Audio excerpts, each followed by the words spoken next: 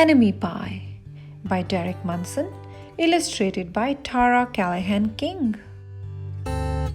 It should have been a perfect summer. My dad helped me build a tree house in our backyard. My sister was at camp for 3 whole weeks, and I was on the best baseball team in town. It should have been a perfect summer, but it wasn't. It was all good until Jeremy Ross moved into the neighborhood, right next door to my best friend Stanley. I did not like Jeremy Ross. He laughed at me when he stuck me out in a baseball game. He had a party on his trampoline and I wasn't even invited, but my best friend Stanley was. Jeremy Ross was the one and only person on my enemy list. I never even had an enemy list until he moved into the neighborhood. But as soon as he came along, I needed one. I hung it up in my tree house where Jeremy Ross was not allowed to go. Dad understood stuff like enemies. He told me that when he was my age, he had enemies too. But he knew of a way to get rid of them. I asked him to tell me how. Tell you how? I will show you how, he said. He pulled a really old recipe book off the kitchen shelf. Inside, there was a worn-out scrap of paper with faded writing. Dad held it up and squinted at it. "Enemy pie," he said, satisfied. You may be wondering what exactly is an enemy pie. I was wondering too. But Dad said the recipe was so secret he couldn't even tell me. I decided it must be magic. I begged him to tell me something. Anything. "I will tell you this," he said. "Enemy pie is the fastest known way to get rid of enemies." Now, of course, this got my mind working. What kinds of things? Disgusting things? Would I put into a pie for an enemy? I brought Dad some weeds from the garden, but he just shook his head. I brought him earthworms and rocks, but he didn't think he'd need those. I gave him the gum I'd been chewing on all morning. He gave it right back to me. I went out to play, alone. I shot baskets until the ball got stuck on the roof. I threw a boomerang that never came back to me. And all the while, I listened to the sounds of my dad chopping and stirring and blending the ingredients of enemy pie. This could be a great summer after all. Enemy pie was going to be awful. I tried to imagine how horrible it must smell, or worse yet, what it would look like.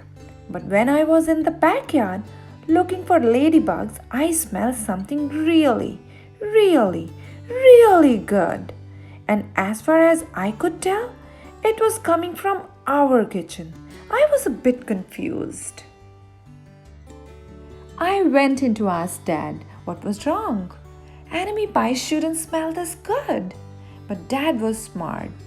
If enemy pie smelled bad, your enemy would never eat it, he said. I could tell he had made enemy pie before. The buzzer rang, and Dad put on the oven mitts and pulled the pie out of the oven. It looked like plain old pie. It looked good enough to eat. I was catching on, but still, I wasn't really sure how this enemy pie worked.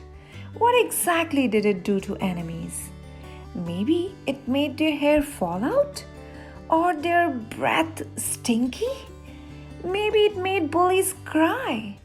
I asked Dad, but he was no help. He wouldn't tell me a thing. But while the pie cooled, he filled me in on my job. He talked quietly. "There is one part of enemy pie that I can't do. In order for it to work, you need to spend a day with your enemy. Even worse, you have to be nice to him.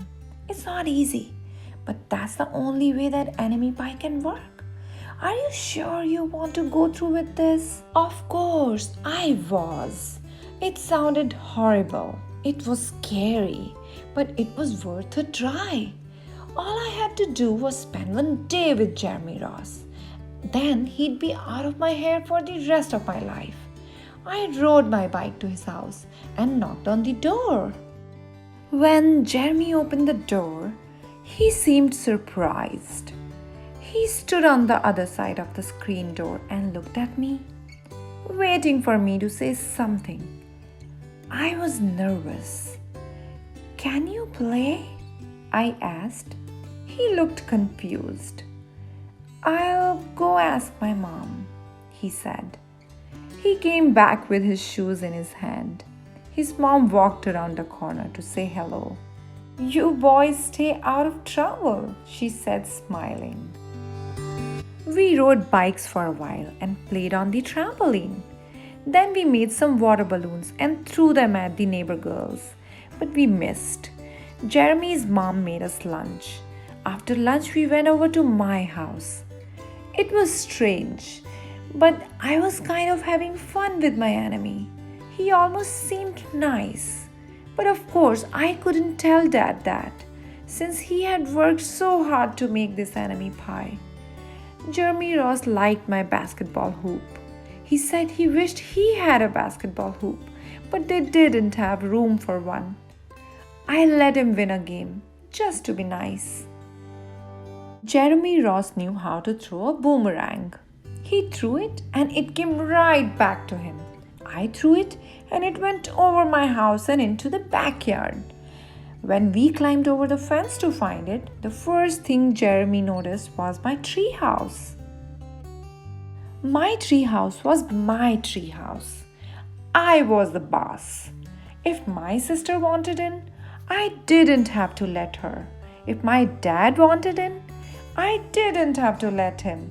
And if Jeremy wanted in, "Can we go in it?" he asked.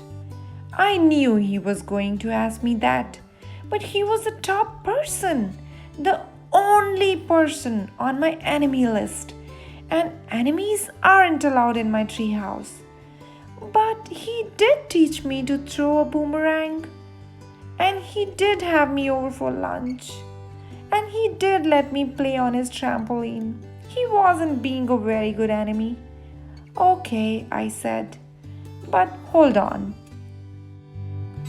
I climbed up ahead of him and tore the enemy list off the wall. I had a checkerboard and some cards in the treehouse, and we played games until my dad called us down for dinner. We pretended we didn't hear him, and when he came out to get us, we tried to hide from him, but somehow he found us. Dad made us macaroni and cheese for dinner, my favorite. It was Jeremy's favorite too. Maybe Jeremy Ross wasn't so bad after all. I was beginning to think that maybe we should just forget about enemy pie. But sure enough, after dinner, Dad brought out the pie.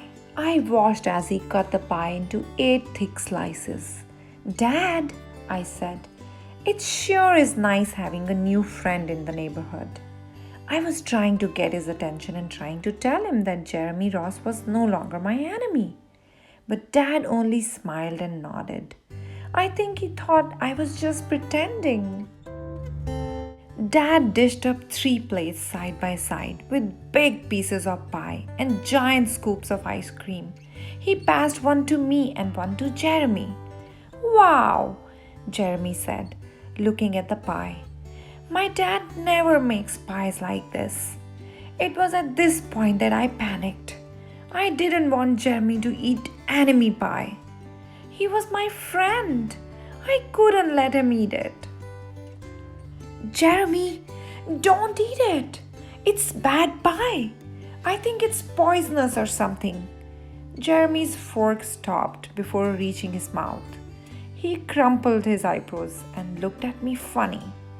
I felt relieved. I had saved his life. I was a hero.